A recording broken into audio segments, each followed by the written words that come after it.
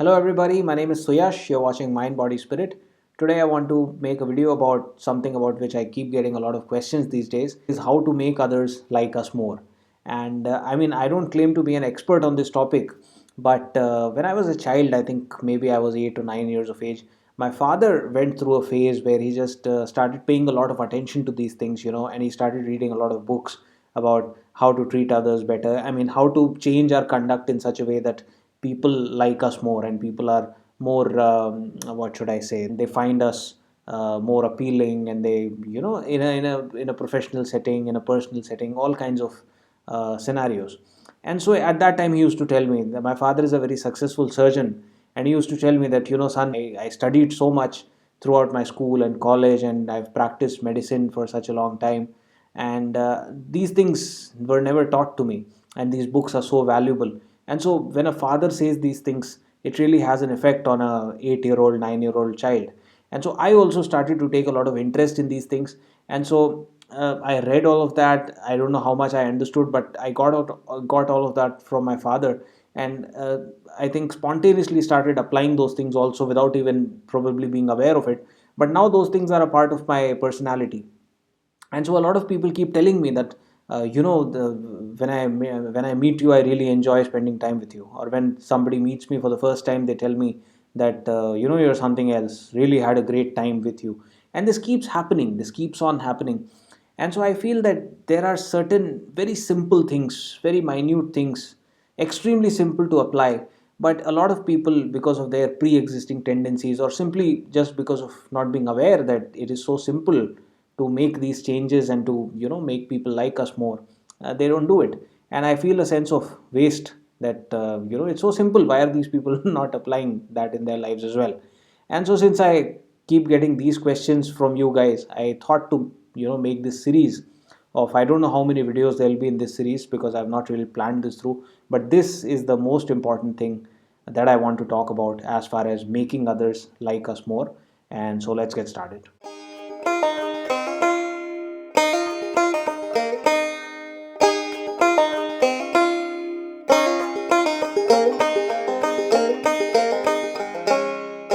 So let's first try to understand what is the purpose of having a conversation, or what is the purpose of communication.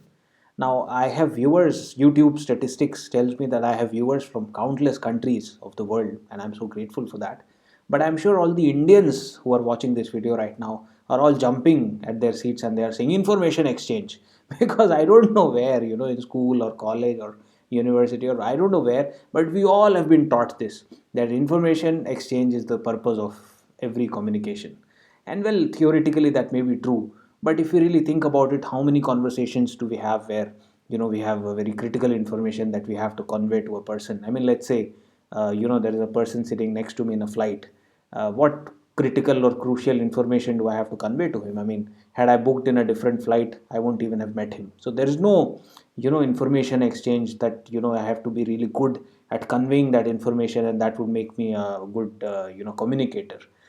So it's not like that. What I think, very practically, this may not be theoretically sound, and I encourage you to correct me if I'm wrong, but very practically thinking, what I feel, there are two purposes of any conversation. And the first purpose, as far as I am concerned, so as far as you are concerned, the person watching this video, for you, there are two purposes to most of your conversations. Of course, there'll be exceptions, but 9 out of 10 conversations that you have, there'll be two purposes. The first, you want to be heard. You want to be heard, right? And the second one, you want to be understood. So you have a position on a certain matter. Maybe you're discussing work, maybe you're discussing a person, maybe you're gossiping, or maybe you're talking about something very serious. In all of these scenarios, what you want is that the other person should first of all understand from where you're coming. He should understand your position, and also he should give you the opportunity to express yourself in as many words and as many sentences and as many paragraphs as you would like, right? So you want to be heard and you want to be understood. Now, the problem is that the person that you are talking to, 99% chance is that he has or she has the same goals as well, right? That person also wants to be heard. That person also wants to be understood. So now there are two people that are talking. This person wants to be heard and understood. this person wants to be heard and understood. Both of these people are more interested in being heard and understood than hearing or understanding, right? And so that, I'm not saying will create a clash, that will not create an argument, that will simply create a very normal conversation. All our conversations are like that. Most of the people that we meet are like that. It's human nature to want to be heard and understood, and we are also human, so we are also like that, right? So that's what a normal conversation comprises of. Now, how do you make people like you? Why do you like anything? Just think about it. So let's say, let's talk about a business. Let's talk about a normal general store where you can get your household items. You go to purchase them there. And so let's say there are 10 of them in your town. And let's talk about a very simple business customer relationship. The customer wants the best products at the least price. The business wants to maximize their sales and to maximize their profits. So they have very different goals, right? Now there are 10 of those in your town, and 9 of them focus on their own goals, right? So they are always willing to sell you the more expensive product, sell you the product that has the that has more profit margin, and you gradually recognize that. There is one particular store where when you go, even if there is an expensive product that you are leaning towards, the salesperson may tell you that, what, it's expensive for no reason, why don't you get this one? And so obviously you would prefer that store, and that store would attract more and more customers. So when a store thinks about, instead of their own goals, when it thinks about the customer's goals, naturally it attracts more and more customers. When that happens, the store's goals automatically are realized, because when more and more customers will come, profits will maximize. So this is something that is called creating a win-win situation, right? And so you can create a win-win situation in a conversation as well. How? By caring more about the other person's goals than your own goals. What are the other person's goals? He wants to be heard and understood. So what can you do to put their goals ahead of your own goals? Also to make them feel that you are putting their goals ahead of your own goals, so that they like you more, and also to ensure that your goals are also fulfilled. You also want to be heard and understood, and that should also happen because your goals are also important, right? So what are the things that you can do to ensure that all of this happens and a win-win situation is created, right? So that that person likes you and also you like that person, right? So we want such a relationship to be built. What can you do to ensure that that happens? The first thing that you can do is to let that person finish talking. It's incredible how often we get interrupted. It's incredible how rarely we get to complete our sentences. Because when we are, I mean, it's a very common quote or something that maximum people, most of the people, they listen not to listen but to respond, right? And so because we are like that, so as soon as that person starts speaking, we assume the rest of the sentence, we assume what he's going to say, and we start responding all of a sudden. That leaves that person very dissatisfied, because he doesn't only want to be heard, he also wants to be understood, right? And so maybe there was a particular way in which he wanted to say it, or anything. People are very complex. We have ridiculous things that make us happy. We have very tiny things that make us sad, that make us frustrated. So the point is that we cannot judge what that person is actually going for. So the first thing that you can do to make a person like you is to let him talk as much as he wants, right? Just don't interrupt that person. Just let him go on and on and on. He will not go on for 2 hours, right? He may go on for 10 minutes. So have some patience. Just let him talk, right? when he finally stops when he finally stops, give him a chance to continue. Now you may be thinking, my god, why is this person not shutting up? Still, give him a chance to continue. This is an excellent tool when it comes to objection handling. So when that person is complaining to you, when that person is not happy with you, or with the situation, or maybe, I mean, in India nowadays we have a lot of political arguments. So maybe that person is not happy with the person that you politically support, and so he went on and on and on criticizing the person that you like. And so there is an objection position out there, right? So how can you handle that objection? You can just tell that person, I think I get where you're coming from. Is there anything else? Right? Just nudge him to go on. And maybe after having spoken for 10 minutes, he'll again go on for 5 minutes. But what will happen after that is that that person will realize that, my goodness, I have never gotten a chance to speak so much. This person is incredible. He may not say that, he may not even feel that in these words, but subconsciously he'll feel that.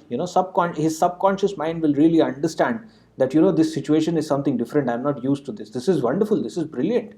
And subconscious mind will recognize that I really like this person. I like spending time with him. right? Because you heard him out, which is very rare, right? So the first thing that you can do is let the person finish, let the man or woman complete his whatever he wants to say. The second thing that you can do is to listen carefully. Try not to zone out, and just try to at least understand 70-75% of what that person is saying, and also remember that. Now what you can do over here is, because you are genuinely listening to that person, just focus not just on the major thing that he's speaking, but also on some extra things that he is just passively mentioning. When we talk, we tend to talk a little extra, right? And so just focus on some of these things that he's mentioning. Maybe he's telling you about something strange that happened with him. I was shopping in this very small shop, and what happened? Suddenly Shah Rukh Khan entered the shop. Shah Rukh Khan is, by the way, a very famous Indian celebrity. So that he entered the shop, and my God, it was so interesting, and everybody was taking his photos and this and that. Now the major issue here, the major topic of the conversation, is that he saw Shah Rukh Khan, and all of a sudden Shah Rukh Khan was where he was. The name of the shop was not really important. It was not a very big part of his narrative, but you focus on it. So when you respond, of course you respond with the main thing. Don't ignore Shah Rukh Khan and simply focus on the shop. Talk about Shah Rukh Khan. Just talk about, oh, he's such a nice guy, what an actor, are you a fan, did you get a selfie, did you take a photograph, show me a photograph. Just be interested in what he's saying. But after that, once you are done with that part of the conversation, just ask him, hey, by the way, that shop, is it a good shop? I've heard about it. Now he will, what that will do is that it will send a signal to his subconscious mind that this fellow was really paying attention, and he's really interested in what I was saying. And not just the main thing, not just Shah Rukh Khan, but he was also very interested in everything that I said. And see, I just passively mentioned that it was that shop, and this fellow remembers that. So try not just to focus on the main thing that he's talking about, but also on the small things that he passively mentions, because that does something to his subconscious mind, and that makes him feel important. So make him feel important by doing that.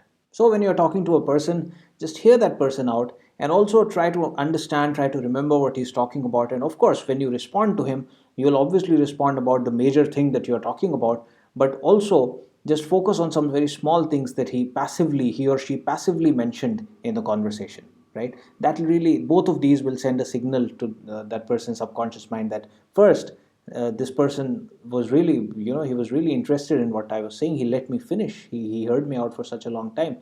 So he wants to be heard. The first goal is finished. Second one, he wants to be understood. So even you were paying attention to the smallest things. And so, you're really interested in what that person wants to convey. So subconsciously, that person will start to like you. And I mean, I encourage you to try it out.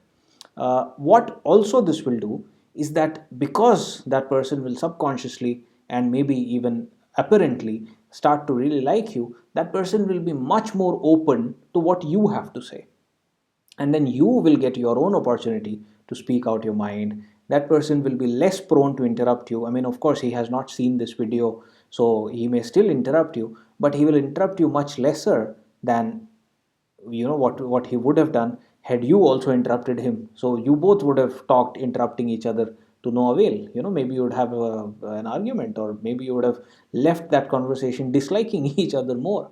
So that, because of how you reacted, that person may not respond exactly like that. As good as you have behaved, he may not behave exactly like that with you, but he will be better behaved with you because he likes you. So before ending the video, I would just like to share something that happened with me about a week back. I'm involved with, apart from the profession, the work that I do, I'm also involved with a humanitarian project, to give something back. That has an organizational structure to it. And so I was talking to a person that is heading a major part of it. And he's a very senior person. I respect him a lot. And he's also a very good person. I don't have anything against him. But I would just like to tell you about a particular conversation that I had with him a week back. There was some confusion about, he had sent out an email with certain information. I sent him a different email with a contrasting information, and he thought that I was telling him that, what you've sent is absolutely wrong. Why have you done that? And so he gave me a call, and he was trying to be very diplomatic. So Yash, I think I've made a mistake, and you corrected me. And what I wanted to tell him that, no, sir, it was not my intention to correct you. My intention was to send you that email, that contrasting information that I had received.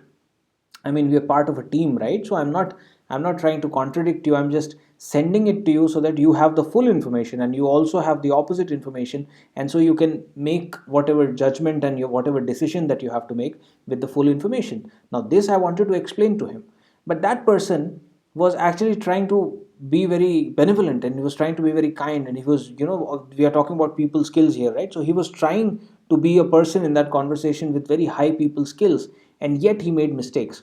So what he did was, as soon as I started saying, no, no, sir, I didn't send that email for that. What I sent you was, and he interrupted me, and he said, it's okay, don't worry about it. You're a wonderful fellow. You're doing such good work and all of that. I again tried to say, but sir, the reason why I sent that mail was just so you have the full information. Again, he interrupted me. Don't worry about it. We are a team. We are this and we are that. Now, even though what that person is probably thinking, if he goes back in time and thinks about the conversation that we had, he probably would be thinking, I handled Suyash so well. That person would be so happy because I praised him. I forgave him. I didn't even tell him that he had done something wrong. I'm so forgiving and all of that. But the effect that it had on me was that I ended up being a little frustrated and also a little offended, because why are you forgiving me? I have not done anything wrong, and if you would just let me explain to you that it was not my intention to correct you, it was just my intention to give you the full information. If you, my dear sir, if you would just let me finish.